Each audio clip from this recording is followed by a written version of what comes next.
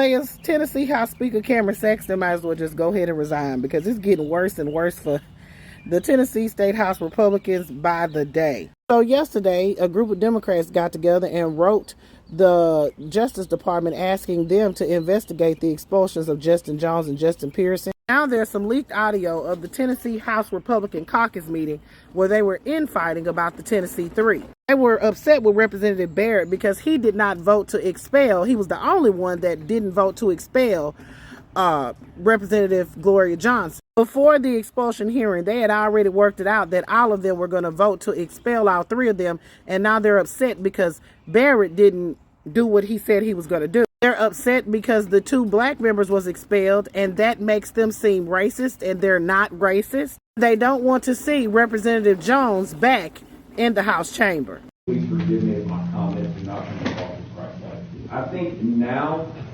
more than ever, everyone should recognize that Democrats are not our friends. I listened for the last 3 days to Democrats, Sam McKenzie, Chisholm, Parkinson, trash us as racist. I've never had anybody call me a racist. And for the last 3 days, all I have heard from them is how this is the most racist place. One of these white supremacists. There's 75 of us. Let them call the names they're going to call. Then we need to move forward. We need to pass the gun bill. We need to pass the pronoun bill, wherever Mark is. Man, we do not slow down because of their crap. I feel like we were hung out to dry by a couple of members. And Jody, I'm just going to say it here because you signed the letter. You straight up came to me and said you were 100% where I was. And you went on the House floor and you did the opposite. Man, we brought the racism into it because you didn't stay with us. But I need to know why you flipped your vote at the last minute. I haven't lied to anybody, not one time. And it pisses me off to suggest that I have. And I walked into that room to vote to expel all three of them, just like all y'all. And the letter that I sent to the speaker, it says exactly what it says. Throw the book at it. Everything you've got. It doesn't say expulsion. It's not in there. But it doesn't matter. I was ready. But hold on. I was ready. I was walked into that room ready to vote. Before we ever started on Jones, I got a list of questions from Johnny Garrett. Johnny says, you're on the list that the speaker has to ask questions. Sat there through Jones, made notes. I went to Johnny and said, Johnny, can I go off script? Johnny says, yeah, go for it. Speaker never called me. We voted. I hit the green vote because that's what I'm there for. Then we get into the floor again. And immediately, the questions start coming up about the resolution. I know what she did.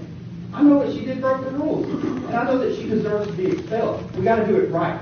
And that wasn't right. While this is going on, Reader came to my desk and said, hey, you think we're doing good? I said, no. We haven't established the case. Gino's had 2 cracks at her, and the only thing he's established is that she stood at the well. That's it. Didn't fix any of the problems with the resolution. He didn't establish that she'd been here 10 years or 12 years and knew the rules better than the others did. Why were we still in session? Because we're in between bills. Why did you get gavelled out of order? Because the speaker had to get order. Was disorderly conduct and caused chaos in this whole place. That line of questioning is exactly what I told the leader I needed to ask, because we don't have it right now. He didn't sit there and say, you need to vote yes anyway. He didn't whip my vote. He walked off. He didn't go to the speaker and tell the speaker to call on me. So if you're all going to come all at me and single me out, and only 3 of y'all call me this weekend to check on me, I'm going to defend myself. I told leadership what was going on.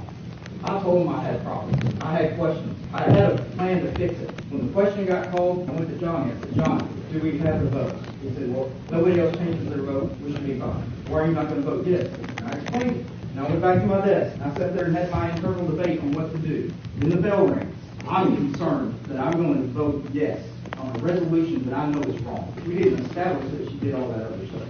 All we established is she walked from there to there. As much as I hate to give John Ray any credit for anything, the smartest thing he said the whole season I've been up here. Darren Jernigan in the back of the room says, we can't vote on a resolution that's totally drafted.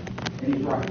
It's more that we were screwing it up and put my name on something that I knew that was going to be in the annals of history as being wrong. No different than some Democrat that's going to be on a jury for Donald Trump and vote to convict him even though they know that the vote is indictment. This resolution got copied and pasted. All they changed was the names. She didn't do the things that were in the resolution. I said, oh great, Mr. Speaker, have you on the list? You said yes. Did I walk away your desk never agreeing that you were voting no? I just thought you had some other questions that were going to build the case. And I didn't mean to like walk off without getting additional information. I didn't take it that you were throwing rocks at Gino at that time. But I knew you had some questions. I mean, you sign a letter, and then for the other 65 of us to all think it's the right thing, I get that you feel strong enough. I mean, at this point, do you feel strong that you did the right thing, or is there any party that feels bad about that the rest of us got hung out to dry? 1,000% I did the right thing. I went back and watched it again. I watched the video. Bottom line is, you went into that chamber, we had a slim vote count. You went into that chamber, you were a yes. And you straight up asked me, are you 100% where I am? And I said, I'm all three expelling no matter what. You said we're in the same spot.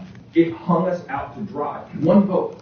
And if Terry was here, I'd do the same thing to him. We had the jury already. This obviously wasn't a trial. But I knew every single one of your vote counts. I knew that we did not have to convince you all. When you came up to me about 2 minutes left of Gloria's final closing and said we didn't do it, I was shocked. In my humble opinion, her, by moving from her desk to the well without decision, without being recognized, was enough for me to figure out how I was going to get off expulsion. So I was taken back. I was also taken back that you wanted to ask me questions, because that would have made a difference. It's going to take some time for all of us to digest your reasoning to Pearson. I wanted to tell him protesting from the middle of the well is a one-way conversation. No legislation in the history of the world has ever been passed under protest. It's always a two-way conversation. And that's been lost. And they reduced each and every one of us, including each and every one of our constituents, to sometimes a simple protest. And so that, to me, was paramount